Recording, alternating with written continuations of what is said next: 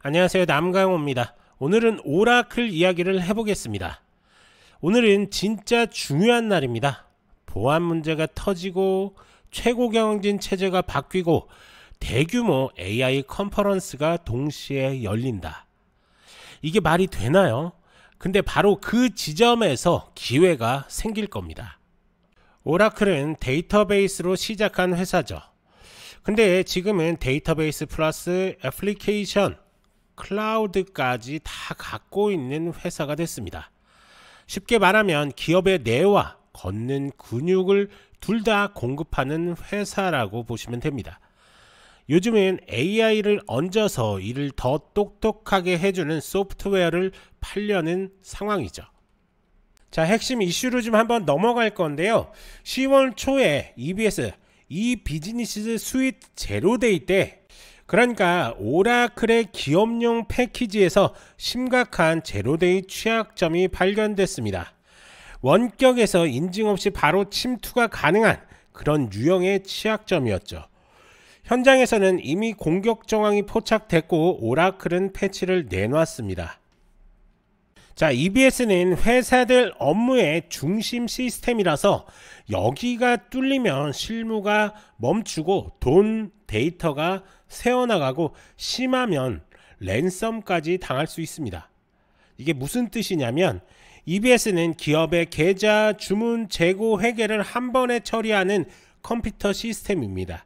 이 시스템이 해킹 당하면 주문이 꼬이게 될 거고, 그러면 돈 결제가 막히고 고객 정보나 회계 자료가 유출될 수도 있다라는 얘기입니다. 심하면 해커가 데이터를 잡아두고 돈을 요구하는, 즉 랜섬 상황까지 올 수가 있다라는 겁니다. 투자자 관점에서 간단히 생각하면 단기적인 충격이 올 수가 있습니다. 좀 조심해야 될 점이죠. 고객들이 불안해서 계약을 미룰 수가 있고, 규제 당국이 조사하면 벌금, 소송 비용이 붙을 수도 있습니다. 그래서 주가가 빠르게 흔들릴 가능성이 상당히 큽니다. 하지만 또 역설적으로 기회일 수도 있습니다. 큰 회사들은 보안에 민감하니까 패치나 보안 보장을 더 요구할 겁니다. 오라클이 잘 대응하면 고객들이 오라클과 계속하자 하고 더 깊게 묶일 수가 있는 겁니다. 즉 초반 충격 뒤에 오히려 장기 고객이 늘 수도 있다라는 얘기입니다. 자, 두 번째 이슈를 한번 볼 건데요. 리더십의 변화라고 볼 수가 있는데요. 최근 CEO 체제가 바뀌었습니다. 샤프라 캐치가 물러나고 클레이 마고 윌크와 마이크 시실리아 두 분의 공동 CEO 체계로 갔습니다. 쉽게 말하면 투트랙 경영이라고 볼 수가 있는데요. 하나는 인프라 쪽, OCI 쪽이겠죠. 다른 하나는 애플리케이션, 어플리케이션이라든지 업무 솔루션 쪽을 책임지는 구조로 보시면 될 것 같습니다. 이게 왜 중요하냐? 의사결정 속도, 좀 영업 집중도, 그리고 고객 신뢰 회복이라는 세 가지 관점에서 달라집니다. 만약 공동 CEO가 속도 있게 고객 보안 가이드와 AI 수주 전략을 보여주면 시장은 긍정적으로 반응을 할 겁니다.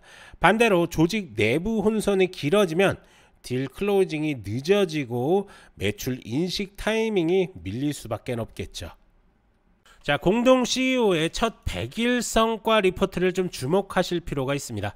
대형 고객 계약이 체결이 되는지, 또 파일럿이 본 계약으로 전환이 되는지 한번 체크하실 필요가 있고요. 자, 결론적으로 말씀을 드리면 보안과 리더십 둘 다 신뢰와 직결되는 문제라는 겁니다. 이 점만 꼭 기억하실 필요가 있습니다. 자, 세 번째 이슈인데요. 오라클 AI 월드입니다. 오늘부터 라스베가스에서 AI 월드가 열립니다. 이 행사 주목할 만한 포인트 5개만 한번 짚어볼 건데요. 자, 우선은 OCI 인프라, AI 인프라 로드맵입니다. GPU, 가속기, 네트워크 구조 발표가 나오면 바로 수주 모멘텀과 비용 구조가 연결이 될 겁니다. 그리고 두 번째가 애플리케이션에 AI를 넣는 방식인데요. ERP나 HR 솔루션 안에 에이전트가 들어가 매출을 어떻게 바꿀지 한번 체크할 필요도 있겠습니다. 보안 아키텍처 개선안 역시 한번 보셔야 되는데, EBS 취획점 이후 나온 보안 패키지가 실제로 어떻게 설명이 되는지도 한번 확인할 필요가 있습니다. 그리고 네 번째가 고객 레퍼런스인데요. 파일럿에서 본 계약으로 넘어가는 사례가 공개되면 시장 반응이 상당히 클 것으로 보입니다. 그리고 마지막으로는 파트너 생태계입니다. 모델 제공자, GPU 벤더와의 협업 구조, 이게 정말로 중요할 것으로 보입니다. 자, 결국에는 발표가 멋지다, 이게 중요한 게 아닙니다. 발표 속의 수치, 가동률이라든지 청구 단가, 수집 금액이 실제로 매출이 현금으로 연결될 수 있느냐가 핵심 포인트다 라고 이렇게 볼 수가 있습니다. 자, 우선 차트를 한번 보면서 설명을 좀 이어갈 건데요. 지금 보시는 것처럼 이렇게 우상향으로 흘러가고 있는 그런 움직임 가져가고 있습니다. 하지만 올 초에 한 번의 큰 폭의 낙폭 이후에 지지율 반등 나오면서 상승세를 유지하고 있으니까요. 이런 움직임들도 한 번씩은 체크하실 필요가 있습니다. 자, 계속적인 우상향 이후에 폭락 한번 보여주고 나서 반등 나오는 모습, 그러면서 다시 한번 고점들을 계속적으로 뚫어주고 있습니다. 자, 지금도 보시면 최근 움직임에서 확인할 수 있듯이 단기적으로 숏 시그널 중입니다. 즉 하락 위험이 좀 더 있다라고 이렇게 판단이 좀 들고요.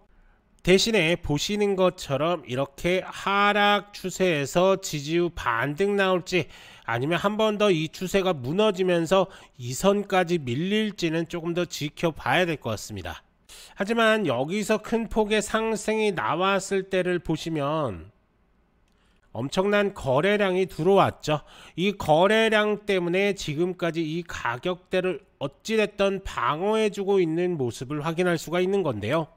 이제부터가 이 구간에서 어떤 식으로 움직일지 이 시그널 꼭 체크하면서 매매에 좀 임하셔야 될 것 같고요. 우선 그러기 위해서는 지금 오라클이 가지고 있는 리스크도 한번 체크를 하실 필요가 있습니다. 자, 크게 네 가지로 볼 수가 있는데요. 자, 첫 번째 보안 리스크의 재발입니다. 제로데이가 또 나오면 상황이 더 안 좋아질 겁니다. 제로데이는 해커가 아직 패치되지 않은 보안 구멍을 이용을 해서 공격하는 걸 말하지만, 오라클이 최근에 EBS에서 실제로 제로데이 공격을 당했죠. 만약 이런 취약점이 또 나온다면 고객 기업들은 오라클 시스템은 위험하다는 인식이 퍼지게 됩니다. 그러면 신규 계약이 늦어지고 기존 고객도 다른 솔루션을 검토할 수밖에 없겠죠. 그렇다고 한다면 신뢰가 한 번 더 흔들리면서 매출보다 평판 리스크가 더 크다는 의미로 해석할 수 있습니다. 자, 두 번째가 원가 구조의 압박인데요. 오라클의 클라우드 AI 서비스는 GPU 서버와 대규모 데이터 센터 전력에 의존합니다. 그런데 GPU 가격이 오르고 전력비도 높습니다. 이런 비용은 매출보다 먼저 발생하기 때문에 단기적으로는 이익률, 즉 마진이 줄어들 수밖에 없습니다.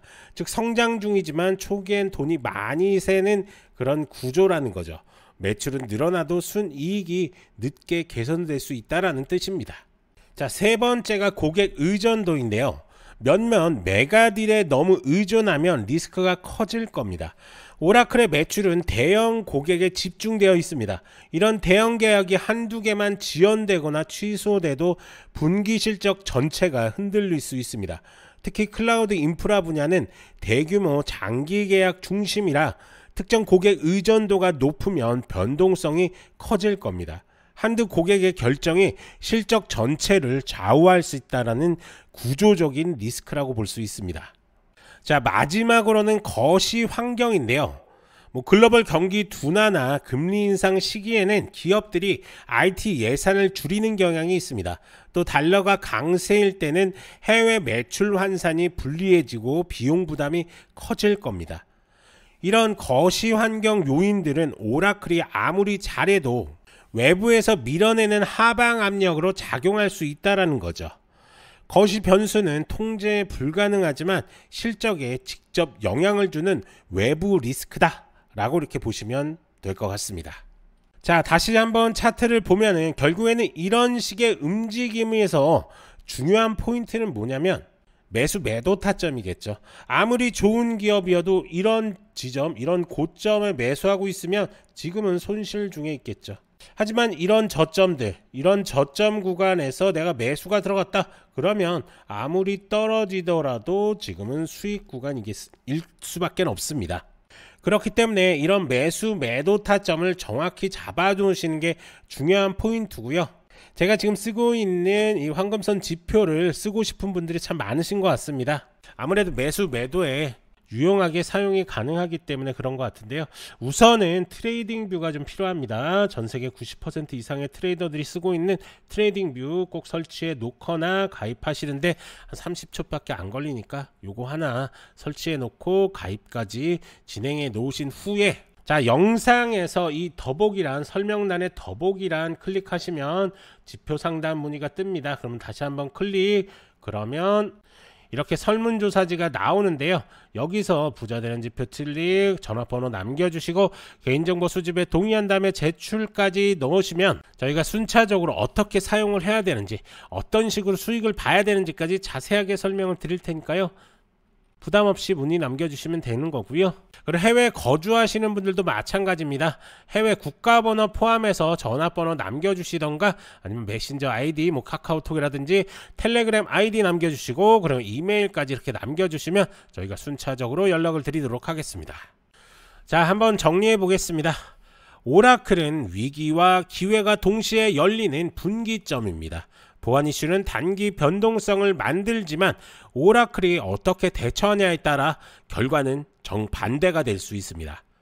공동 CEO 책에는 속도와 전문성이라는 장점이 있고 AI 월드는 수주와 가동률을 확인할 수 있는 무대라고 볼 수가 있습니다. 자, 결국에는 단기 뉴스에 흔들리지 말고 발표 속 정량적 증거만 판단하시면 될 것 같습니다. 앞으로 일주일 AI 월드 발표와 보안 공지가 나오면 그때부터 진짜 싸움이 시작될 것으로 보입니다. 하지만 이렇게 설명을 좀 드려도 개인 투자자분들이 혼자서 이렇게 접근하기가 쉽지는 않으시죠. 그러면서 급등 종목들 수익 찬스들을 놓치시는 경향들이 좀 있는데요. 그렇기 때문에 전문가의 도움이 절실히 필요하실 겁니다. 이렇게 구체적인 매매 전략들이 필요하신 분들은 자, 더보기란에서 문의 이렇게 남겨주시면 저희가 하나하나 자세하게 도움을 드리도록 할 테니까요. 언제든지 문의 남겨주시면 됩니다.